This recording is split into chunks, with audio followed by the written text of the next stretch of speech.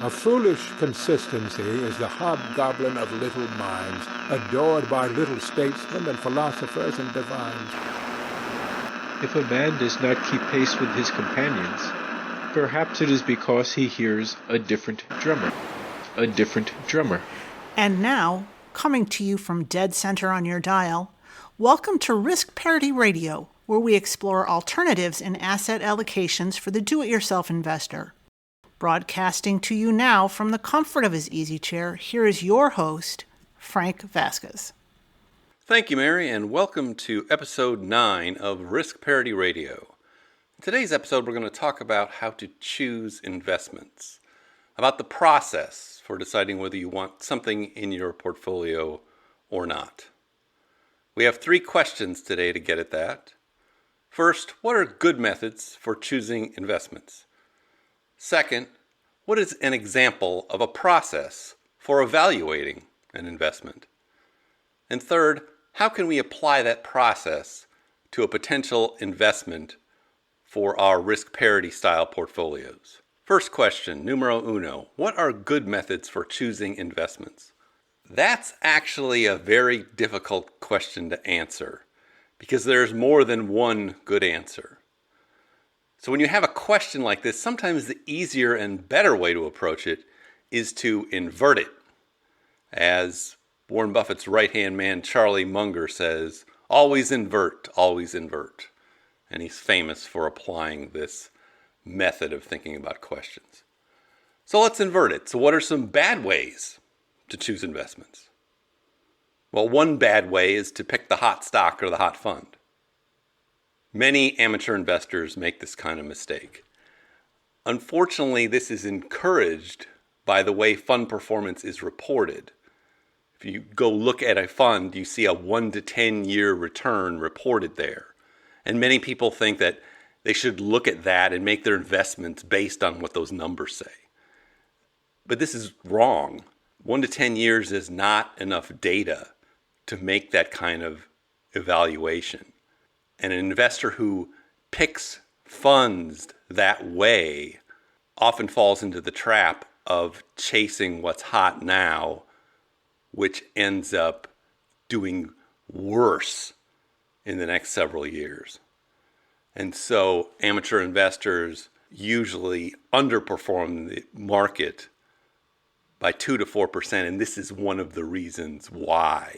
It is very unfortunate the way these things are reported because really you want to have about 25 years of data to really say that one fund is superior to others that are investing in the same kinds of things. What's another bad way to pick investments? Relying on advice from conflicted or compromised individuals, salespeople and non-fiduciaries. Most of the financial services industry is involved in selling products to the public, and that is their primary purpose, to make money for themselves and their companies. It is not to provide unbiased advice to you, so you need to be aware of that. And you see a lot of this in some kind of magic button investing. Buy this complicated annuity product and it will take care of all your problems. It'll be in the stock market part of the time, and it'll be guaranteed in this way, and you'll have this other thing, and it'll take care of everything. Those sorts of siren songs lead people down bad roads and into choosing bad investments for them that frankly just cost them too much money and are often very inappropriate for their circumstances. One saying on that I'm fond of that comes from Paul Merriman. He says, the more heavily a financial product is marketed, the higher the commissions for the salesperson and the company. So those free steak dinners that you get cards in the mail for, those aren't free. Those are being paid for as part of the marketing. And the reason they can pay for that kind of marketing is the fees and commissions on the products being sold are very high. There are no free steak dinners for buying low-cost index funds. There's a third bad way of investing. Investing blindly on free tips or recommendations. Relying on ignorant individuals. Something pops up. Your uncle says, you should get into this. I'm into this. Somebody you've never heard of. Somebody on the internet oftentimes these things look attractive. It looks like everybody's getting on board. It's not a good idea. Here's a fourth bad way of picking investments: prognosticating on headlines or predictions about the future. Trying to guess at future interest rates. Interest rates have to go up, therefore I have to invest in this or I can't invest in that. Or guessing about future tax rates or future election results these days or future anything. If your investment choosing is based on you being able to predict the future, you're not going to have good results. Why do people think this is appropriate? Probably because this is often what passes for news on financial news channels. They get a talking head on there. They ask them some questions about the future. He or she gives a prediction. Everybody goes, ooh, wow. Nobody bothers to keep track of whether this person was right or wrong in the past. It's just a prediction, a prognostication. And that is often what financial news media is based on and why it's a good idea to ignore most of it most of the time. A fifth bad way of investing is to invest in things you don't understand. Somebody says, invest in this ticker symbol, XYZ. Well, what is it? Is it a company? Does it produce products? Is it a fund? Is it a fund that is a collection of companies or a collection of commodities or real estate investments? Is it a contract you're investing in? Are you reliant on somebody else to pay you some kind of income or fee from a company selling an annuity or a loan contract? You're loaning money to somebody. Is what you're investing in some land? Is it some other object? Is it a collectible? Is it artwork? Is it a gold coin? Is it Bitcoin? All of these things have characteristics, and you need to understand what those characteristics are. Because if you don't really have a business investing in it. A sixth bad way of investing is having unrealistic expectations. You see some stock or something that went up 20% in the last 3 months. You convince yourself that, well, if it went up 20% in the last 3 months and everything's looking good, I should be able to get at least that in the next 3 months. And I should be able to get 20% in 3 months all the time. Or you see somebody advertising Forex trading, saying they're making 10% a month. Think about that. They'd be richer than Warren Buffett in a few years if you're compounding at 10% a month. It's not happening. It's an unrealistic expectation. And here's a seventh bad way of investing: treating investing like gambling. Jumping in and out of various investments on feelings, hunches, or headlines. Or looking at spurious correlations. Here's a famous one, the Bangladesh butter indicator for the S&P 500. Somebody looked back and found out that the production and price of butter in Bangladesh was 99% correlated with the S&P 500. Would you decide when and how to invest in the S&P based on Bangladesh butter? No, that would be gambling. And an eighth way, taking unnecessary risks. When you have won the game, it's time to stop playing that game. If you have been investing all your life and putting your money into lots of different stock funds, and they get to a level where you don't think you're going to need to have to work again, you don't need to be continuing to take that kind of risk. It's time to take some chips off the table. It's time to put it somewhere else, into something else, because your risk profile changes over your life. You should be taking lots of risks when you're young and less risks as you get older. Which leads us now to the second question, numero dos. If these are the wrong ways to invest, what is an example of a good process for evaluating an investment? Well, a good process asks a series of questions. The idea is to try to be as objective as you can and to try to avoid obvious mistakes. Maybe you want to structure this as a flowchart, or maybe you just want to ask the questions and answer them for yourself. Now, the best process for the do-it-yourself investor that I've run across recently comes from a man named David Stein. Now, David Stein has a podcast and a website called Money for the Rest of Us, and I'd highly recommend that. He is a former money manager with decades of experience. He is now retired and now devotes some of his time to helping do-it-yourself investors, and he does a good job with it. Now, just this past year, David Stein published a book called Money for the Rest of Us, 10 Questions to Master Successful Investing. Now, this is based on his decades of professional experience investing in all kinds of things. And if you look at his portfolio, which he describes in the book, he owns about 15 different asset classes. But in those 10 questions, we find a process, and it's a process that is objective and comprehensive. Okay, so what are these 10 questions? This isn't the only process you could follow, but this is a very good process for the do-it-yourself investor. 10 questions. The first question is, what is it? Is it a stock in a company? Is it a loan to somebody? Is it an object? Is it some kind of contract? The corollary to this, if you can't explain what this investment is to somebody else, you should not invest in it. Or you should take more time to learn about it so that you do understand it. Second question. Would we characterize this as an investment, a speculation, or a gamble? And David Stein comes up with these three categories, and they're very useful. Now, an investment he defines as something that earns money and has a positive return. Examples of investments are stocks and bonds, rental real estate, something that either is paying you money because it's a debt instrument or it's some kind of business that is generating income. Now, that income may be paid out or it may be going back into the company, but it is generating income. Now, the second category he comes up with is a speculation. Now, what is a speculation?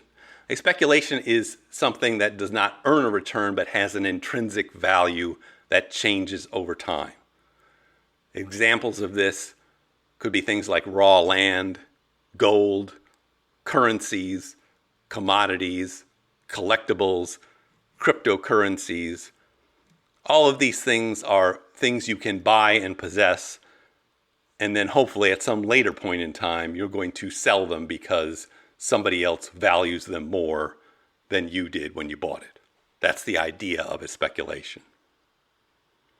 In the third category, he puts things in are gambles. And gambles have negative expected returns. Examples are lottery tickets and roulette wheels, the sort of things you could think of that are like that. And there are a few negative gambles that are actually advisable in certain circumstances. For instance, insurance. Insurance is a gamble by you that something bad is going to happen to you. You really hope it doesn't, but if it does, you'll get paid on it. If you buy naked call options or put options, and some people buy put options in the stock market as a form of insurance, those are essentially a gamble by themselves. But they're also a kind of insurance because you're figuring if the stock market drops a lot, this will pay off. If not, I'm probably going to lose some money. So after you determine whether your investment is actually an investment or a speculation or a gamble, what is question 3? Question 3 is, what is the upside of this investment? Does it have an interest rate? Does it have a history of dividends or positive cash flows? Are its cash flows growing? Is it a growing company or is it a fairly stable company like a utility? Is it expected to grow in value in the future? Does it have a history of performance? How long is that history? How reliable is that history? Maybe some, maybe not so much. Fourth question, what is the downside? How volatile is this investment? Could you lose some money? Could you lose all your money? Is there a market that has market risk attached to it? If it's part of the stock market, could it just go down because everything's going down? Is there a counterparty risk? Are you counting on a specific party to pay you? Either because you loan money to them and you expect them to pay you back, you expect them to pay you rent, you are counting on some other party to pay you. And then is the risk concentrated or dispersed? If it's an individual stock, your risk is concentrated in that company. If it's a fund of 500 stocks, your risk is dispersed, and your downside is lessened by that. Fifth question, who is on the other side of the trade? Are you trading in public markets? Are you trading against professionals? Are you trading against computer programs? Do you require some special knowledge to succeed in the area? That could be something like trading currency futures or trading artwork.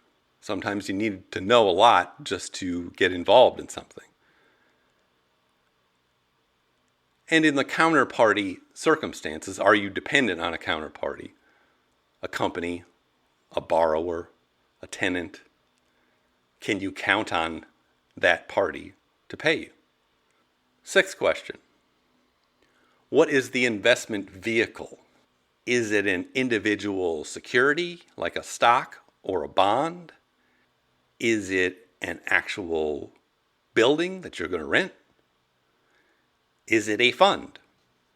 What kind of fund is it? Is it a mutual fund? Is it an exchange-traded fund? Is it a closed-end fund? Is it a partnership? Is it a contract? You need to know not just what it is, but how it works. 7, what does it take to be successful? Can you just buy it and let the cash roll in? Do you have to do some research? Do you have to do some negotiating? Are you counting on it increasing in value? Are you counting on an invention or an approval of some kind? Is there leverage or borrowing involved to increase the returns and the risks?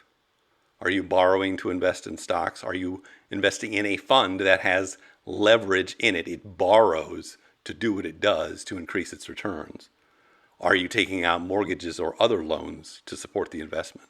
Number 8, eighth question in the process. Who is getting a cut? Are there trading costs or fees associated with investment?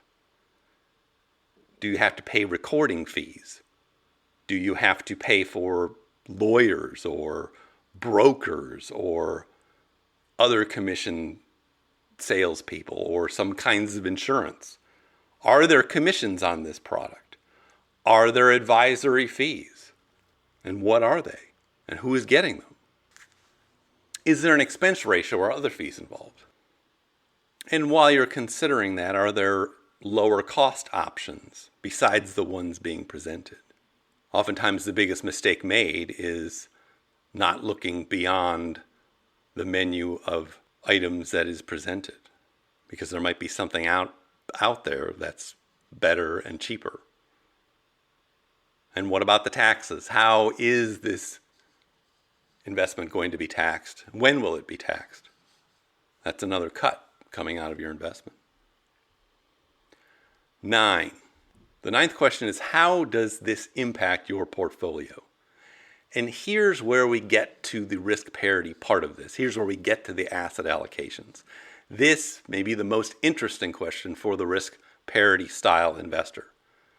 And the questions are, is this asset similar to ones you already hold, or is it different? Is it correlated with your other investments? Or is it uncorrelated? Or is it negatively correlated? Will it go up and down at the same time as your other investments go up and down? Can you assign a number for the correlation? How volatile is it compared with your other assets? Is it a lot more volatile or a lot less volatile or about the same? If you put this in your portfolio, will it increase or reduce the overall volatility of your portfolio? And how will it affect the projected safe withdrawal rate of your risk parity style portfolio? Last question, number 10. Should you invest? Knowing all of what you know, answering those 9 first questions. And the questions are yes or no, and then how much. Usually it's better to ease into anything that is new, and there's no reason to bet the farm on anything. Now the third big question we're asking today, numero tres, is how can we apply the money for the rest of us process, the 10 questions, to a potential investment for our risk parity style portfolios? Can we work through an example? Now, I hope to address many asset classes in future episodes, but let's just focus on one today. We are going to consider an investment in a fund that holds preferred shares, preferred stock shares. And the ticker symbol for this fund is PFF. Now let's go through these 10 questions. Many of the answers can be found in an article or two that I'll link to in the show notes. Okay, what is it? What are preferred shares? Question 1. Preferred shares are a special kind of stock that companies can issue that is separate and apart from their ordinary shares. The ordinary shares are called common shares to distinguish them from the preferred shares. And so most of the stock investments you are making, whether through individual stocks or a fund, are investing in common shares. Now, what's the difference between preferred shares and common shares? One difference is preferred shares do not have voting rights in the company. The second thing is that preferred shares typically pay high dividends. And typically the dividends on the preferred shares must be paid before dividends on the ordinary shares. And that's why they are called preferred. The preferred shares get the first cut of the income, and there is a preference to pay them first. Now, in practice, preferred shares behave kind of like a cross between a stock and a bond. They pay a steady income like a bond, but they also trade like stocks. Second question. Are preferred shares an investment, a speculation, or a gamble? Well, preferred shares pay an income and have a positive expected value. So we would characterize them as an investment and not a speculation or a gamble. Now, most of the companies that issue preferred shares are large banks and utilities like J.P. Morgan and Wells Fargo and Dominion Energy. And you'll also see companies like AT&T issuing preferred shares. So these are large, stable companies with a lot of money to pay a lot of dividends. And they pay a lot of dividends to their preferred shareholders. Third question, what is the upside? The upside of preferred shares is almost all in their dividends. Preferred shares pay dividends at a relatively high rate, usually in excess of 5% annually. And this is steady income. Most preferred shares pay out every month. Another upside is preferred shares are easy to buy and sell on the stock exchanges. They are listed on the stock exchanges. You can buy them individually, and you can buy them in funds, which are diversified across many different companies' preferred shares. And so a fund like PFF has over 500 different company preferred shares in it. And another upside to them is they are not very volatile. The price of the shares does not move around very much compared with ordinary stock investments.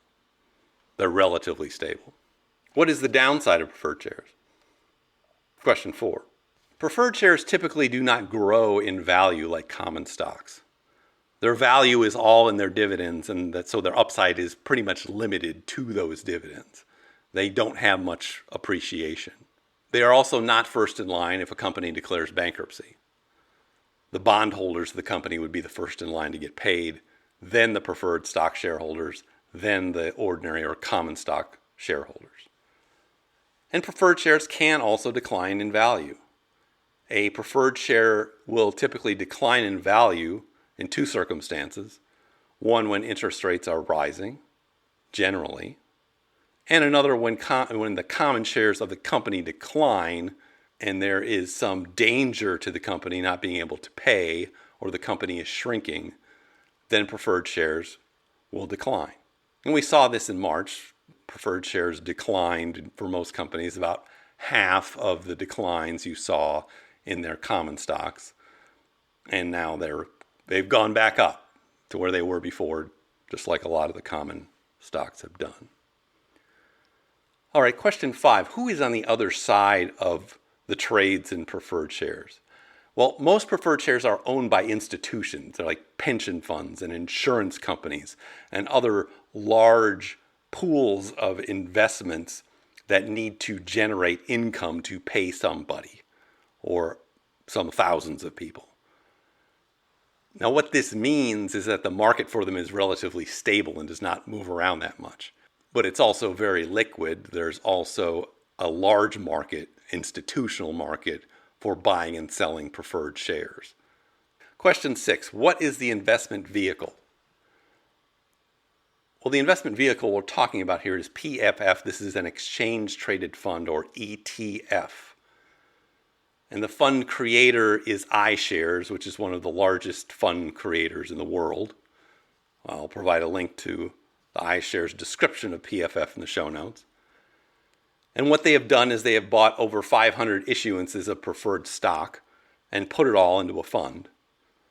And the most that's in any one stock is, or preferred issuance, is about 1.5%. And there are 452 million shares of PFF outstanding. It's widely held and widely used by lots of institutions and other investors. So because it's so widely held, PFF typically has a bid-ask spread of only a penny, so it's easy to buy and sell. The bid will be $33.10, and the ask will be $33.11, so it's easy to get in and out of. Now, there are alternative ETFs that invest in preferred shares too. There's probably about a dozen ones that you can find. But PFF is the largest, and it is the most liquid. And all of the expense ratios of these funds are pretty similar. Now, you could also, as an alternative, invest in individual preferred stocks, but that would take another level of analysis due to the inherent risk in individual shares. And you would need to analyze each company and each share for each issuance. So it would be a lot more work than looking at a fund that's already diversified. Question 7, what does it take to be successful investing in a fund like PFF? Well, not a whole lot of effort is required. You basically just buy the fund and collect the dividends. And you'd be responsible for rebalancing into or out of it as it changes in your overall asset allocations. It's not a lot of work. But also, this is not something that you would speculate in. It is more of a buy and hold purchase. You would not want to sell out of it when it dips like it did in March. If anything, you'd buy more on the dips in a rebalancing move. Question 8, who is getting a cut here? Now, from the investor's perspective, the only real cut here is coming out of PFF is the expenses for the fund, and the expense ratio is currently 0.46%. Which is not bad for a specialized fund. And since it's managed on an index, there are no additional management fees or load fees or anything like that.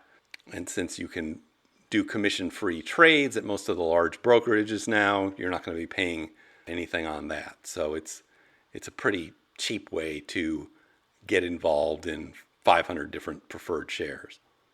And what about taxes? How is PFF taxed? Well, it's taxed like another dividend-paying fund. So most of its dividends are qualified and will be taxed at the long-term capital gains rate, whatever it is for you. Obviously, if you buy or sell PFF, there will be also short-term or long-term capital gains, depending on how long you have held it. But it's really not any different from any other stock fund. Now, question 9, how would PFF impact your portfolio? Well, consider what role it would play. It basically would be there generating some steady income like a high-yield bond. But you wouldn't expect much more out of it. You wouldn't expect it to grow or generate much more income than what it says at the coupon rate that it's paying at. Now, to get at how it relates to other parts of your portfolio, we would have to consider how PFF matches up with the other things that you're probably holding in your portfolio. And we can go to the portfolio visualizer website and look at the asset correlations for one measure. So if we compare PFF to a total stock market fund like VTI or VTSAX or any number of the large diversified funds, we see that it has a correlation of about plus 0.58. So it's partially correlated with stocks. And if we look at its past history in the charts, we see it's relatively stable, but it does take some dips when the stock market takes some big dips. And those dips are typically about half of what the stock market decline is, and then PFF has a tendency to recover with the stock market. So how does PFF compare with the treasury bonds we might be holding in our risk parity style portfolio? Well, and it's a correlation with those that's close to zero. And that's a good thing. This puts PFF kind of in the middle of our correlation spectrum. If you had the treasury bonds all the way on the left and the stocks all the way on the right, this would be somewhere in the middle. And it would add a little stability to the portfolio because it's not as volatile as the stocks or long-term treasury bonds. Now, what if we compare it to another thing we might be holding in our portfolio that also pays income, like REITs? It looks like PFF pays similar income to REITs and maybe a little more. PFF is currently paying about 5.4% annualized. And a big REIT fund like VNQ is paying about 3.88% in comparison. And if you look at the correlations, the PFF and the REIT fund have positive correlations of about 0.56. So it's kind of like another REIT in there, if you were to put it in there with your REITs. That pays a little more and is not quite as correlated. Well, what if we look at it and compare it to something like dividend-paying stock funds you might be holding? Let's compare it with VYM, the Vanguard High Dividend Fund. Now that fund is paying about 3.6% annualized. But VYM is also highly correlated with the total stock market fund like VTI. It's about over 90% correlated. So PFF looks like it's a much better alternative to a dividend-paying stock fund if you're looking at the overall impact of the portfolio, because it has a higher yield but a lower correlation to the other things in the portfolio. What about corporate bonds? How does PFF compare to those? If we take a look at a couple of Vanguard corporate bond funds, VTC, for example, we see that they pay interest in about the 3 to 3.5% range, and they have about the same correlation to the stock market as PFF. So you're getting a lot bigger payout out of something like PFF than you would out of the corporate bond fund. Question 10, should you invest? Well, maybe. If you were in your accumulation phase, PFF probably isn't much use to you because it's not going to grow as fast as stocks. It's limited.